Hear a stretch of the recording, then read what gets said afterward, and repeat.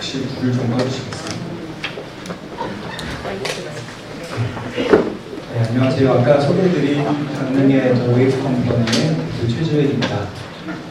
저는 발표 시간을 30분 정도로 생각하고 진행하도록 하겠습니다. 우선 오늘 이 자리를 이제 요청을 받았을 때 발제 제목을 짜는 것부터 좀 고민이었는데요. 원래 저는 강릉살자라는 청년마을에 대해서 발표하고 이 사업의 KPI나 결과값들에 대해서는 자주 말씀드려서 익숙한데 오늘 좀 발제 제목은 그런 결과보다는 이 사업에 대한 좀 고찰이나 혹은 이 사업과 마을과 어떻게 연관이 있는지 그런 부분을 좀 고민하게 됐습니다. 그래서 발표 제목을 청년스러운 마을이라고 했는데요. 그 부분을 우선 저희가 사업을, 이 청년마을 사업을 시작한 이유부터 설명을 드리겠습니다. 저희는 우선 2018년에 강릉으로 이주를 하면서 창업을 했습니다. 저는 경기도 과천에서 태어났고요. 울산하고 대구하고 청주하고 여러 도시들에 살다가 강릉으로 이주하게 됐습니다. 이주를 한 이유는 사실 이 공간을 좀 만들고 싶어서였는데요. 이 공간은 보시는 것처럼 책과 음악 그리고 사람들을 좋아하는 사람들이 모이는 문화 공간을 만들고 싶었습니다. 저는 이전에 원래 대구에서 군대에 있다가 직업군인으로 활동을 하다가 문득 좀 그런 생각이 들었어요. 제가 받는 급여 명세서에 세금이 너무 많다. 그리고 여기 4대 보험 요금이 많다. 생각을 들어서 사업을 하고 싶다는 생각을 했었고요. 사업을 시작한다고 하면은 지금 2018년 당시 그때에 제가 생각했던 ICT 창업은 서울을 가야만 할 수 있고, 근데 저는 서울을 좀 가기가 싫었어요. 개인적인 이유이긴 하지만 사람들이 많은 곳에 있는 것은 제가 너무 이제 길을 많이 뺏기기 때문이기도 하고, 그리고 우연히 이제 대학교를 울산으로 가면서 사람이 물론 거기도 막 적진 않지만 적은 동네에서 사는 것이 저는 맞다라고 그렇게 된 거죠. 그래서 어쨌든 강릉으로 이주를 했습니다. 이게 처음에 창업이었고요. 그 당시 제가 생각했던 거는 절대 망하지 않는다가 제 어떤 그런 기본적인 생각이었습니다. 근데 그렇게 하니까 딱 1년 만에 잘 안 돼서 망했거든요. 근데 그때 제가 생각한 거는 저희가 하고 싶은 일은 이 커뮤니티 비즈니스라고 사람들이 모여서 어떤 부가가치를 만드는 것이었는데 그거를 이제 비즈니스 모델을 잘못 풀었다라고 저는 생각을 했어요. 이게 이제 어떤 사람들이 모였을 때 부가가치가 커피 한 잔을 팔았을 때 가치랑 그리고 지역의 문제를 해결할 수 있는 어떤 경영 컨설팅이나 사업 계획을 작성하는 것에서 차이가 난다고 생각했고요. 그러면서 2018년에 그 1년간의 실패를 경험 삼아서 2019년부터 파도살롱이라는 코워킹 스페이스를 만들게 됐습니다. 단순했습니다. 사실 커피를 만드는 시간에 더 사업 계획을 하고 계획서를 작성하고 누구를 만나러 다니고 이런 일들이 익숙해지면서 이 파도살롱이라는 공간이 단순히 업무를 같이 하는 공간이기보다는 이 사업, 이 공간 안에서 여러 사람들이 모여서 기획을 하고 그 다양한 프로젝트를 받는 그런 이제 비즈니스 모델을 만들게 되었습니다. 그러면서 저희도 홍동 대표님 말씀하셨던 것처럼 딱 이때가 이제 2019년에 큰 꿈을 갖고 이제 우리 브랜드도 만들고 어느 정도의 이제 외부 사업에 대한 그 어떤 흔들리는 게 있기 때문에 우리 자체 사업이 있어야겠다라는 생각을 해서 이 일다라는 브랜드를 만들었고요. 저희 멤버였습니다. 당시에 이제 10명 정도 됐었는데 10명 정도에 이제 먹고 살려면 사실 한 10억 정도의 매출이 돼야 되는데 그 당시에 저희가 그 정도 매출은 안 됐고요. 그 정도의 매출을 할 수 있겠다는 자신감이 있었어요. 그래서 회사의 규모를 좀 늘리게 됐고 그 브랜드 팀과 로컬 콘텐츠 팀을 나눠서 이렇게 사업을 영위하게 됐습니다. 이게 이제 강릉살자를 시작하게 된 이유인데요. 2020년에 너무 안타깝게도 코로나가 터져서 당시에 있는 행사 기획 프로젝트들이 다 사라졌습니다. 어떻게 보면 저희한테 이제 매출을 확보할 수 있는 재원이 사라진 건데, 그 당시에 이제 그 자체적인 브랜드 매출을 채우기에는 저희가 아직 업력도 안 됐고 경험도 부족했죠. 그래서 사실 결론은 사실 되게 심플했습니다. 그때 해고를 했어야 된다. 그때 폐업을 했어야 된다. 라는 생각을 하는데, 그럴 수가 없는 것이 저희 멤버, 저를 포함해서 모든 멤버들이 강릉 사람이 아니었고요. 한두 분 정도는 강릉 사람이긴 했는데, 사실상 이 회사를 보고 지역으로 이주한 분들이었습니다.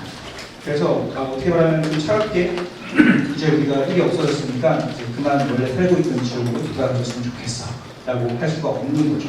이미 주거지로 옮겼기 때문에 가족이 되었기 때문이죠. 그래서 청년마을을 시작했습니다. 누가 보면은 뭐 경제적인 이유로 그렇게 지원한 거 아니냐라고 했는데, 맞죠. 사실 이 사업이 5억 원, 저희는 예산이 5억 원인데요. 5억 원이 아니었으면 이렇게 필사적으로 했었을까라는 생각도 했었고요. 당시에 이제 괜찮아마 길을 잘 닦아주신 덕분에 저희가 21년에 12개의 마을을 선발하는데 강원도 대표로 선정이 됐었고요. 당시에 엄청난 치열한, 올해도 치열했겠지만 되게 치열했습니다. 그때 이제 발표를 앞두고 저는 뭐 현장 실사에서 엄청 또 깨졌는데, 그때 이제 경쟁 상대가 고성하고 동해였어요. 저희였는데, 저희는 사실 거의 뒤에 들은 얘기지만 거의 떨어질 뻔했고요. 그때 떨어진 이유가 제가 붙은 이유를 말씀드리면은, 저는 그 현장 실사에서 받았던 것들을 그대로 다 반영을 했고, 그때 그 심사위원 분이 말씀하시더라고요. 전혀 청년스럽지가 않다. 이 사업에 청년이라는 키워드는 보이지 않는다. 그리고 어떻게 보면은 뭐랄까요, 그 말을 그래서 제가 물어봤어요. 청년스러운 게 뭔가요? 라고 했을 때, 그거는 너가 찾아야지 라고 하더라고요. 그게 이제 뭐 생각해보면은 이게 그 암묵지라 그래서 말로 설명할 수 없는 그런 지식이잖아요. 그래서 저는 이제 청년스러운 걸 뭔지 좀 알겠으니까 오늘 이제 발표 자료를 만들면서 청년스러운 것이 뭐냐에 대해서 좀 설명드리고 싶다라는 생각을 하게 됐습니다. 우선 저희가 선정이 됐던 이유는 지역에 있는 그런 어떤 토대나 어떤 환경들을 반영을 했다고 볼 수 있는데요. 강릉 같은 경우는 인구가 이제 20만이고, 근데 청년들이 많이 있다고 저는 생각을 합니다. 근데 청년이 여기서 청년의 정의는 아까 말씀하셨던 조례법에 의해서 만 19세부터 39세라고 하지만 청년이 있다는 건 알겠는데 그 청년들이 빠져나가는 과정이 문제라고 봤어요. 근데 그 청년들을 어떻게 붙잡을 거냐 했을 때, 여기 강릉에 있는 청년들은 서울로 가고 싶어. 서울을 왜 가느냐? 뭐 지역에 괜찮은 일자리가 없어서, 서울에 더 많은 일자리가 있을 것 같아서 라는 거거든요. 그러면은 거기도 팩이다. 거기도 힘들어. 라고 말할 수 있는 타지 청년들이 와서, 아니야, 여기서 너가 지금 이제 이 정도까지 할 수 있는 거는 어떤 새로운 어떤 기회를 만들 수 있어 라는 제안을 하면서 저는 이렇게 매칭을 하는 형태로, 강릉 청년과 타지 청년을 매칭하는 형태로 사업을 해왔습니다. 보시면 알겠지만 저희는 정말 운 좋게도 강릉시의 큰 지원을 받아서 강릉살자 시즌 1부터 해서 시즌 4 그리고 올해 시즌 5까지 5년 정도 하고 있습니다. 제가 청년마을 대표님들을 만나면서 좀 이야기를 나누면은 대표님들이 꼭 그런 얘기 하세요. 딱 끝나신 대표님들 가면은 한 번만 더 하면 더 잘할 수 있을 것 같은데 라는 말씀을 하시는데, 저 또한 마찬가지였습니다. 매년 할 때마다 아쉬움이 남고 방법을 다르게 바꿔보고 또 이제 생각도 바꿔보면서 시도를 해보면서 어느 정도의 계속 아직 해답은 모르지만 어느 정도의 이제 단서는 얻었다고 생각하고요. 저희 보시면 알겠지만 시즌 1은 8주, 시즌 2 6주, 4주, 그리고 시즌 5는 3주입니다. 저희가 뭐 기간을 줄이려고 줄인 게 아니라요.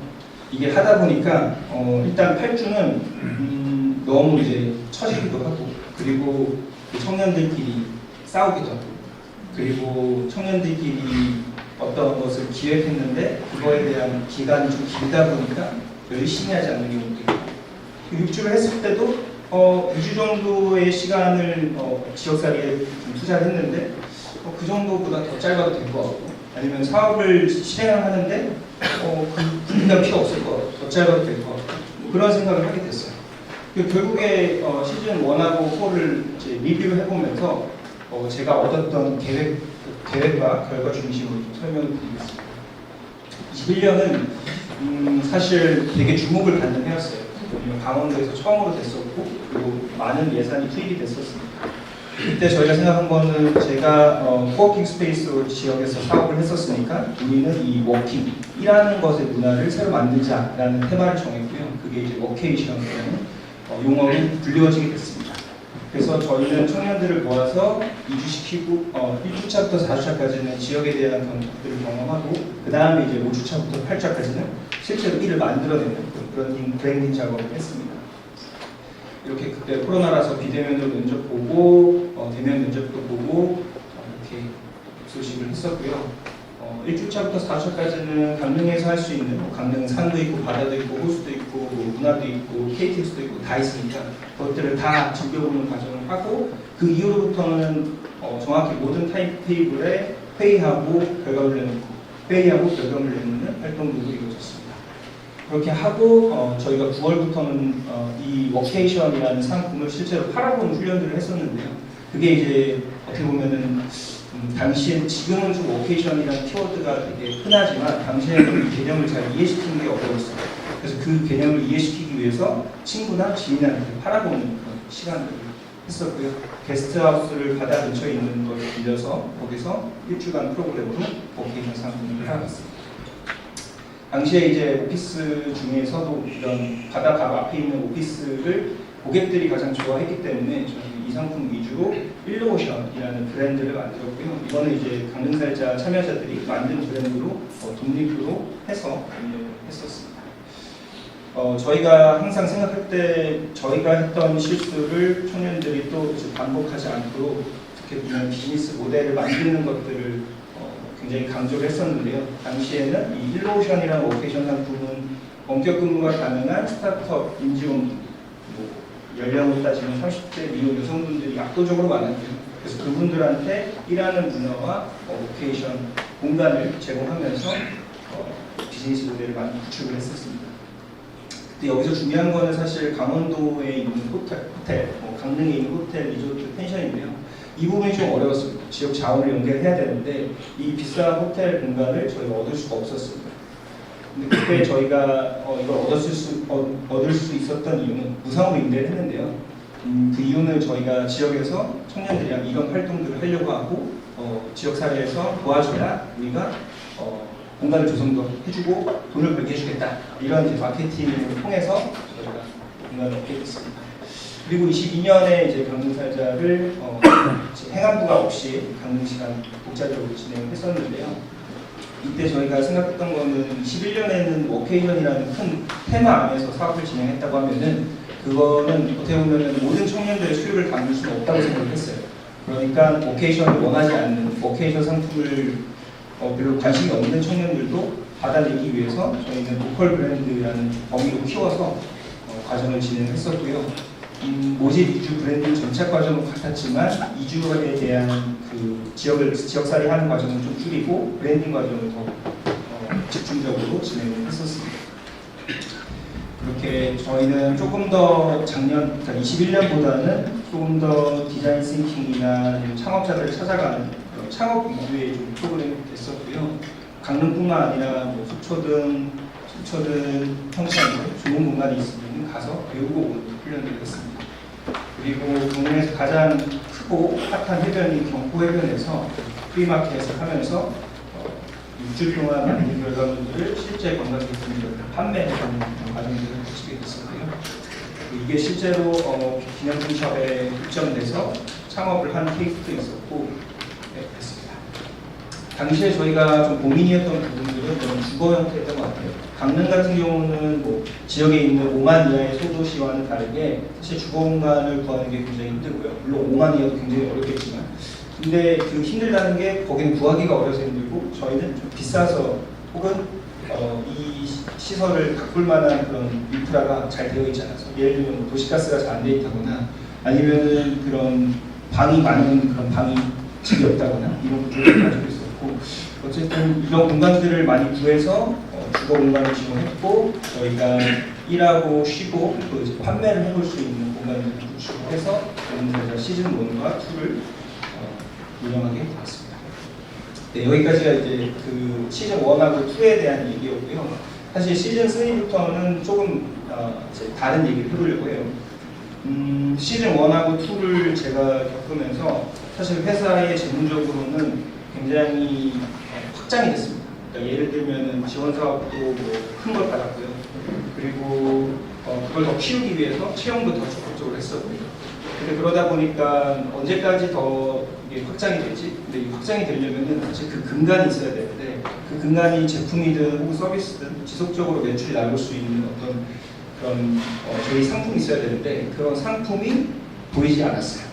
그러다 보니까 그냥 덩치는 계속 커지고 예산은 늘어났는데, 이것들을 계속 채우기 위해서는 계속 또 채용을 하고, 일은 많으니까 그 일들을 나눠주는, 그리고 청년들, 강릉살자로 온 청년들을 직접 채용하거나 간접 채용하는 그런 방식으로 이루어지게 됐죠. 그때까지도 저는 그냥 그게 잘하고 있는 건 줄 알았어요. 물론 뭐 잘하고 있을 수도 있긴 하겠지만, 그게 제가 이 사업을 키우는 것이 제가 해야 되는 일이라고 생각하고 그것들을 좀 정말 열심히 했던 것 같습니다. 근데 23년이 되면서 어떤 이제 계기로 인해서 회사의 재무 상황이 너무 안 좋아졌고, 그 직원들을 이제 정리해보도 해야 되고, 그리고 어떻게 보면 청년들에 대한 지원도 조금 더 현실적으로 많이 바뀌게 됐어요. 그래서 여기 4주차 과정이 잘못되어 있는데, 이 과정은 조금 더 추가돼서 진행이 됐습니다. 1주차부터 4주차까지 여기 보이지는 않지만 대부분의 지역에 대한 뭐 경험이나 뭐 지역살이 경험은 거의 없고요. 사실상 거의 사무실에서 계속 틀어박혀갖고 일하고 배우고 창업을 고민하는 그런 시기들을 갖게 됐습니다. 그게 저희가 생각할 때는 앞에 시즌 1하고 시즌 2가 있었기 때문에 이 결론이 나왔다고 생각해요. 왜냐면은 시즌 1, 2가 없었으면은 저희는 이제 시즌 3처럼 바로 뭐 창업의 지원 프로그램과 똑같이 했을 테니까요. 근데 이 강릉살자라는 프로그램 기전에는 어느 정도의 청년 네트워크나 청년들이 원하는 일들을 들어주고 그것들을 주는 과정들이 있기 때문에 이 과정을 진행을 할 수 있었습니다. 그러면서 저희는 다시 한번 이 워케이션 사업에 대해서 고민을 했었고요. 이때 생활인구, 즉 지역을 찾아오는 방문객들을 어떻게 늘릴 수 있을까 하다가 저희가 좀 관심사별로 좀 주제를 잡아왔어요. 전공의 관계를 잡든, 가치관을 잡든, 이성관계를 잡든, 업무관계를 잡든 이런 것들을 진행하면서 공간들을 줄여서 지금까지 남아있는 코워킹 공간 2개와 스토리링 공간을 2개를 이제 운영하게 됐고요. 그러다 보니까 2024년부터는 이 공간들을 이제 한꺼번에 좀 채울 수 있는 20명 단위의 청년들을 모집을 할 수 있게 되었습니다. 그래서 저희가 물론 뭐 어떻게 벌고 있냐라고 좀 말씀을 드려야 될 것 같아서, 저희는 이 파도사롱이라는 코워킹 스페이스는 오른쪽에 보시면은 뭐 위워크나 패스트파이브처럼 그 큰 공간을 잘게 쪼개갖고 판매하는 멤버십 형태로도 판매를 하고 있지만, 저희가 이런 상징적인 지역의 공간을 만들어내면서 받을 수 있는 정부나 지자체나 공공기관의 프로젝트 협업이나 용역들 사업을 받으면서 이 사업들을 청년들과 함께 프리랜서의 계약의 형태로 나누면서 매출을 벌고 있습니다.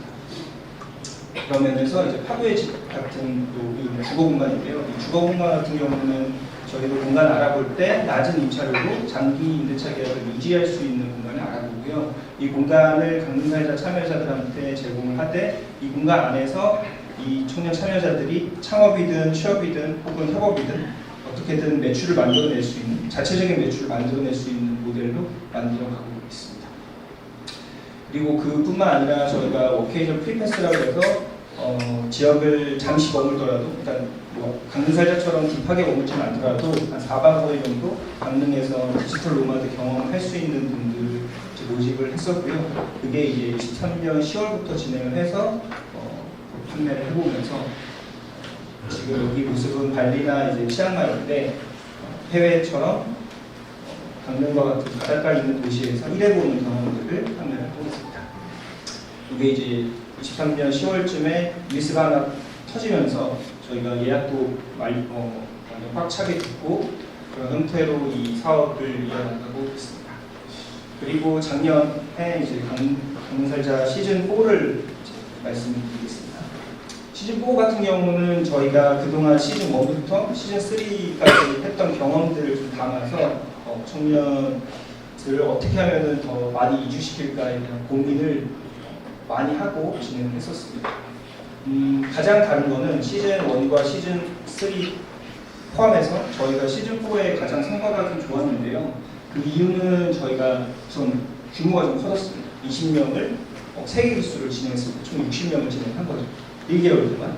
그러다 보니까 이 청년들 사이에서 좀 네트워크가 되게 강해지더라고요. 그러니까 예를 들면 10명 했을 때랑 20명 했을 때랑 좀 다르죠. 20명 했을 때 자기랑 더 맞는 사람들을 찾아서 이어질 수 있기 때문에 저희가 그렇게 단체로 받는 것이 오히려 효과적이라는 걸 알게 됐고요. 그 다음에 저희가 생각했던 거는 워케이션이나 혹은 뭐 로컬 브랜드 같은 조금은 모호한 주제로 일을 만들지 말고 우리가 일로 만난 사이를 만들기 위해서는 제품이나 혹은 서비스로 연결이 되어야 된다고 생각을 했습니다. 그러면서 첫 번째, 24년에 시도했던 거는 제품으로 우리 연결해보자. 제품으로 일로 만난 사이가 되보자라고 해서 원래 기존에 사용하고 있었던 코워킹 스페이스를 팝업 스토어로 바꿨고요. 그 팝업 스토어에서 강릉살자 참여자들이 각자 만든 제품들을 전시하고 판매해보는 그런 과정들을 진행하게 되었습니다. 사실 이 팝업 스토어는 굉장히 잘 됐고 이제는 아예 편집샵으로 바꿔서 강릉살자 참여자들이 제품들을 판매해볼 수 있는 판로 개척의 형태로 바뀌었는데요. 그렇게 될 수 있었던 거는 저희가 잘해서가 아니라 이 공간이 우연히 강릉에서 가장 요즘 핫한 공간으로 바뀌었기 때문입니다. 그 공간으로 바뀌게 되면서 저희가 가지고 있는 SNS, 인스타그램의 슈퍼 홍보 전략까지 더해서 저희가 강릉살자 참여자분들, 청년들한테 제안을 한 거죠. 우리가 결국에는 강릉에서 뭐 4주를 살든 일주를 살든 뭐 3개월을 살든 먹고 살아야 되는데 그 먹고 사는 걸 어떻게 만들 거냐 했을 때 저희가 이제는 뭐 직접 체험을 해줄 수도 없고 뭐 주거를 계속 지원해 줄 수도 없으니 너가 스스로, 청년들이 스스로 일자리를 만들어야 된다라고 얘기했어요. 그때 이제 저희가 제시했던 거는 이런 편집숍에 너의 제품을 입점을 해서 너의 제품 판매하는 형태가 뭐 100%는 아니겠지만 적어도 부업의 형태로 너의 소득을 만들 수 있을 것이다 라는 생각을 하게 됐는데 그런 형태를 저희가 이발소라고 했는데 저희가 파도살롱 이름이 살롱으로 되어 있어서 되게 헤어샵으로 오해하시는 분들이 많아요. 그래서 저희가 처음에는 그냥 청년들의 이상을 발견하는 품샵을 만들자 해서 이걸 다 줄이니까 이발소가 됐고 그 이발소의 아이덴티티가 파도살롱이랑 잘 맞아서 이 공간은 당시에는 파도살롱이라는 코워킹 스페이스를 쓰이다가 이제는 청년들의 제품들을 판매할 수 있는 품샵으로 바뀌게 됐습니다. 이 구조는 되게 심플하죠. 관광객들이 와서 강릉을 모티브로 하는 제품들이나 물질을 사고요. 그 제품에 대한 계약을, 제품에 대한 사입이나 판매 수수료를 강릉살자 청년들에게 쉐어하는 형태로 되었습니다. 저희 참여자 작년에 참여한 분들인데요. 저희는 그래도 다행히도 강릉이라는 도시가 청년들한테 굉장히 좋아하는 선호도가 높은 도시여갖고 청년들을 끌어모으는 건 굉장히 어렵진 않은데 그런 생각이 드는 거예요. 이 청년들 중에서 저희가 막 어떻게 보면 면접을 계속 하거든요. 근데 면접을 하는 이유는 사실 이주 같은 경우는 저희가 알 수가 없어요. 예측이 불가능해요. 왜냐면은 저희가 100% 이 친구는 남을 것 같아. 혹은 이 친구는 절대 안 남을 것 같아. 했을 때 그게 절대 안 남을 것 같은 친구가 남고요. 절대 남을 것 같은 친구가 안 남더라고요. 그래서 뭐 저희도 현실적인 고민하죠. 뭔가 가진 게 많은 친구들은 그 가진 거를 서울로 가거나 다른 지역으로 가지고 가거나 가진 게 없다라고 하는 친구는 오히려 좋은데 이 친구의 성향이 맞을까? 이 친구의 지금 뭐 가정 상태가 어떤가? 이 친구의 지금 뭐 사고방식이 어떤가? 이런 다양한 변수들이 있기 때문에 이 청년들의 이주를 결정하는 건 굉장히 어렵다라고 생각했습니다. 그렇기 때문에 저희가 할 수 있는 거는 뭐 청년들을 이주하기 위해서 뭐 돈을 준다거나 공간을 준다거나 이거보다는 그냥 계속 우리는 같이 하는 공간을 만들겠다라는 생각을 했습니다. 그게 저는 청년스러운 것이라고 생각을 해요. 청년스럽다는 거는 저는 사실 이 청년이라는 단어를 되게 좋아하진 않는데요. 어쨌든 뭐 연령으로 이제 사람을 구분한 거잖아요. 근데 저는 청년이라는 단어는 연령으로 구분되지 않고 어떻게 보면 청년이라는 단어의 반대말은 좀 꼰대가 아닌가라는 생각을 해요. 청년은 계속 새로운 걸 해야 되고 뭔가 실패하더라도 안정된 그런 리스크 상황에서 좀 투자를 과감하게 해보는 거, 그게 좀 청년스럽다고 생각합니다. 그래서 저는 청년스러운 마을을 그렇게 표현을 하고 싶고요. 저희가 그런 일들을 해왔으니까 그런 일들을 해온 그런 결들이 비슷한 청년들이 모였다고 생각하고 그들이 같이 일하고 그리고 그들이 같이 살고 그리고 그들이 같이 판매해 볼 수 있는 공간들을 만들게 되었습니다. 이 부분은 좀 저희가 해야 되는 일들에 대해서 좀 정리를 하다 보니까 표를 만들게 됐는데요. 저희는 우선 청년마을 사업은 오른쪽에 있는 사업이라고 저는 생각을 합니다. 왜냐면은 이주를 하고 싶은데 이주를 어떻게 해야 될지 모르겠고 아니면 기반이 없고 잘 모르겠는 청년들한테 저희는 이주를 확실하게 해줄 수 있는 솔루션이 준다라고 생각을 하거든요. 왼쪽 같은 경우는 사실 대부분의 청년마을을 지원하는 청년들은 저는 90%라고 생각을 해요.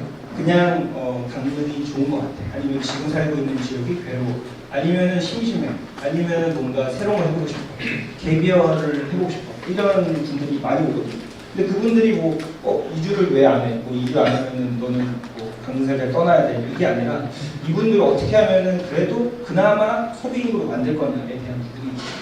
그래서 그분들한테도 저희는 이제 얘기합니다. 이주 안 해도 괜찮으니까 적어도 강릉에 한 3번, 한 달에 3번, 2번, 1번이라도 방문할 수 있는 친구를 만들거나 관계를 만들거나 해야 돼라고 말하고 있죠. 여기는 어쨌든 관계를 만드는 사업이고 저희는 요거는 이제 그 기회 혹은 생산을 만드는 일이라고 생각을 하면서 짓고 있습니다. 포스터가 매년 이렇게 바뀌는데요. 그 바뀌는 이유는 사실 저희도 계속 단성적으로 이 사업을 하고 있지 않아요. 강릉살자라는 청년마을의 정답은 없는데 그냥 프로그램 이렇게 돌리면은 애들이 남고 그런 결과값들에 대해서 유출을 해야 되나? 뭐 그런 생각을 하게 됩니다. 근데 그러면서도 계속 새로운 방법을 도전하고 어떻게 해야 더 많이 이주할까? 어떻게 해야 더 많은 청년들이 만족도를 가질까를 고민하면서 올해 5년차까지 고민하고 있습니다. 그 고민에서 나온 결론은 제가 좀 생각을 해봤을 때 우선은 청년 마을이라는 거는 이제 우물을 공유하고 있는 경제 공동체잖아요. 그렇기 때문에 개인주의 성향이 강한 청년들도 강릉살자에 와서는 무조건 함께한다라는 원칙의 변화가 있고요. 그리고 이건 청년스러운 부분이겠죠. 우리가 이렇게 관성적으로 살지 않기 위해서는 계속 성장을 해야 되고 계속 새로운 생각들을 해야 되고 그런 사람들끼리 대화를 증폭시켜 나가야 된다라고 생각을 하면서 성장의 키워드를 말하고 있습니다. 마지막은 지속인데 이거는 사실 그 인생의 선배인 중장년 분들이 많이 이렇게 좀 도와주셔야 되는 부분인 거예요. 저는 사실 저도 청년이긴 하지만 청년은 굉장히 유약하고 되게 의지가 있지만 그거에 대해서 현실적인 좀 미숙하다고 해야 될까요? 미숙하다. 그 미숙하다는 표현 때문에 사실 미숙하면 지속할 수가 없다는 생각을 했거든요. 그러면 열심히 배워서 그걸 지속 가능하게 만들기 위해서는 이 뭐 청년마을이든 뭐 창업이든 취업이든 그런 기회에 좋은 멘토를 만나고 좋은 사람들을 만나서 배워야 된다라는 생각을 하고 있습니다. 다시 넘어와서 저희는 이제 시즌5에서는 만들고 싶은 거는 이번엔 작년에는 이제 제품을 만들었습니다. 제품으로 일로 만난 사회를 만들었으니까 올해는 서비스로 만들자라는 생각을 했고요.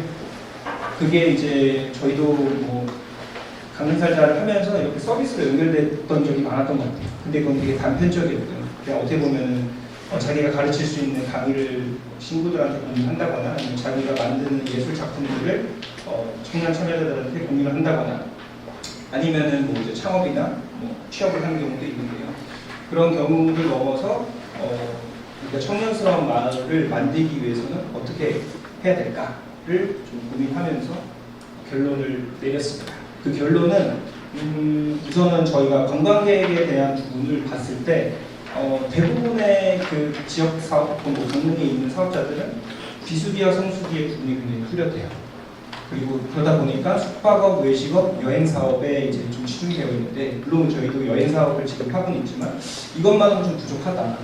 결국에 이 지역에 있는 마을이 지속 가능하려면 우리는 어떤 시장을 노려야 될까, 어떤 걸 해야 될까에 대한 고민을 했었고요. 사실 10대는 남아 있는 거죠. 어차피 떠날 건데 잠깐 남아 있어요. 부모님이랑 같이 있어야 되니까. 20대 때는 이 경험 축적을 위해서 떠나고요. 30대 때는 20대 때 이제 경험을 다 받고 30대 때 이제 자본을 축적을 해야 되니까 이제 유턴을 하거나 아니면 아이턴을 하거나 아니면 서울에 계속 삽니다. 그리고 40대가 돼서는 이 자본 승계를 해야 되는데, 이 자본 승계가 뭐 그런 거죠. 뭐 아이가 있어갖고 아이한테 교육을 시키든 아니면은 뭐 주택을 사든 혹은 뭐 어디에 투자를 하든 그렇게 하게 되는데, 저희가 생각해야 되는 시장은 앞으로는 이 40대, 50대, 60대 분들이 사회에 계속 어떻게 보면은 그런 재무적인 부분들을 책임을 질 텐데, 이분들을 타겟으로 해야 되지 않을까 하는 생각을 했어요. 근데 강릉에 그렇다면은 결국에 이 40대, 50대, 60대가 가지고 있는 이런 자산에 대해서 투자를 하는 게 이 10대에 해당된다. 그러면 10대에 해당되는 사교육비는 계속 오르고 있는데, 그걸 우리가 어떻게 이 시장을 진입을 할 수 있을까를 고민했었습니다. 그러다 보니까 지금 강릉에 있는 뭐 문화예술 교육이나 시립도서관에서 하는 프로그램은 교육 서비스이긴 하지만 이게 공공 영역의 시장이기 때문에 굉장히 가격이 비용이 많이 이제 절감이 되어 있다. 그러니까 예를 들면 이제 강사비가 매우 절감하는 거죠. 그럼 그렇게 되면은 우리가 혹은 청년들이 이제 돈을 벌 수 있는 기회가 없다는 건데, 저는 그게 아니라 이제 사교육 시장으로 들어가면 청년들이 돈을 벌 수 있는 기회가 있지 않을까라는 생각을 하게 됐습니다. 그래서 또 이제 박사님 말씀하셨던 것처럼 저도 AI 얘기를 꺼낼 수밖에 없는데, AI가 생기면서 기존에 있던 단순 노동이나 혹은 지적인 수준이 굉장히 평등하게 맞춰지면서 저는 여기에 이제 시장이 좀 균열이 있다라고 보고 있고요. 공공 AI 교육 시장이든 오프라인 학습 공간 시장이든 지역 내 금융 교육 시장이든 저희 이 청년 마을이 들어갈 수 있는 진입이 있다라고 보면서 저희가 공간을 준비하게 됐고요. 뭐 기존의 사례 같은 경우는 뭐 이런 겁니다. 사실 청년들이 되게 고학벌에 고스펙이 많아요. 근데 그분들이 이제 그 청년분들이 서울에서 일을 찾다가 자기한테 맞지 않는 일밖에 없거나 혹은 이제 대기업을 하고 싶어서 지역으로 오거든요. 근데 그분들을 이제 소위 말해서 영입을 해서 저희가 이 고등학생, 지역에 있는 고등학생들이나 중학생들한테 학습 멘토로서 활용을 해보면 어떨까라는 생각을 하면서 이 아카데미라는 공간을 만들게 되었습니다. 이 구조는 아직 BI가 나오지 않아서 넣지 않았는데, 아까 보셨던 이발소와 구조가 굉장히 비슷하고요. 이 형태는 청년들의 교육을 원하는, 청년들이 제공하는 교육 서비스를 원하는 학생들을 결국에 교육시키는 것은 부모 세대잖아요. 그러니까 강릉시에 거주 중인 40대, 60대 세대들한테 이 상품을 판매를 하고, 그리고 그것들을 알려주는 청소년한테 교육 서비스를 제공할 수도 있고요. 혹은 40대, 60대한테 제공할 수도 있고요. 이런 부분들을 강릉살자에 있는 청년 참여자들이 제공한다라는 모델을 세우게 됐습니다. 저는 이제 다들 느끼시긴 하겠지만 10년마다 오는 기술의 변화가 이번 2020년대에는 AI라고 생각을 하고 있고요. 그랬을 때 저희가 뭐 처음에는 뭐 PC가 생겼을 때는 시각적인 한계가 사라졌고, 그리고 인터넷이 생겼을 때는 물리적 한계가 사라졌고, 스마트폰은 이제 언제 어디서든 메시지 커뮤니케이션 할 수 있으니까 시간적인 한계가 사라졌는데, 그렇다면 AI가 어떤 한계를 사라지게 만들었을까 했을 때 결국에 사람과 사람의 뭐 언어 능력이라든가 혹은 지식 능력이라든가를 굉장히 플랫하게 평등하게 만들어준다라고 생각하면서 이 한계가 극복됐다고 보고 있습니다. 그래서 저희도 이제 강릉살자 참여자분들을 면접하거나 혹은 글에 대한 정보를 추출할 때 이 AI를 좀 적극적으로 활용하고 있고요. 앞으로는 챗GPT가 22년 12월 1일에 오픈을 했는데 이게 대중화되는 데까지가 딱 2년 정도 걸렸던 것 같아요. 이제는 누구나 GPT를 쓰고 있고 그 존재를 알고 있는데, 앞으로는 그 생성형 AI를 넘어서 에이전트 AI나 물리적 AI가 등장할 거고, 이때 우리는 어떻게 살아갈 것인가에 대해서 고민을 하면서 이 청년마을 사업을 운영하고 있습니다. 저는 뭐 이게 상상을 해보면 앞으로 10년, 20년은 과연 이 지역이 누가 있을까, 우리는 뭘 하고 있을까에 대한 고민을 하는데요. 그런 기술과 사회 변화의 흐름을 하면서 청년 마을을 같이 고민해보고 있습니다. 제 발표는 여기까지고요. 이따가 남은 시간에 좀 더 얘기를 해보면서 서로 지식을 공유했으면 좋겠습니다. 감사합니다.